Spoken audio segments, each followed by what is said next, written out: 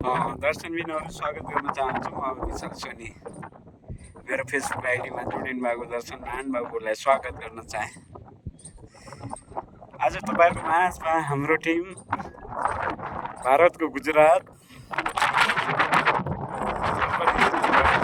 40-45 kilometre अगाडि आएको थियौँ र अगाडि आइसकेपछि एउटा एकदमै पाहाडी एरियामा आएको थियौँ र पाहाडी एरियामा आइसकेपछि यो ड्याम तपाईँहरूको माझमा देखाउनेछ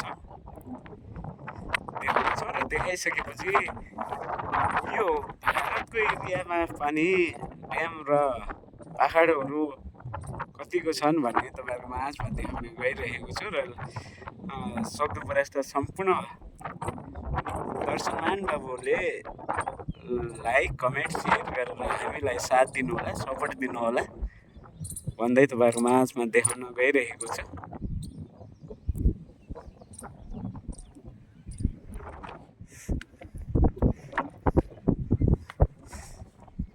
यो मन्दिरमा भइसकेपछि हामी आएको थियौँ र आइसकेपछि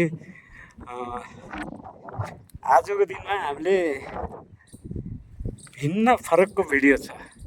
सधैँभरि दुखी पीडितहरूको लागि र अन्य किसिमका घटनाहरूको लागि भिडियो र सार्वजनिक गर्नेछौँ र हामीले विज्ञापनमा हामी वाचन गरेर विज्ञापनहरूलाई सार्वजनिक गर्नेथ्यौँ।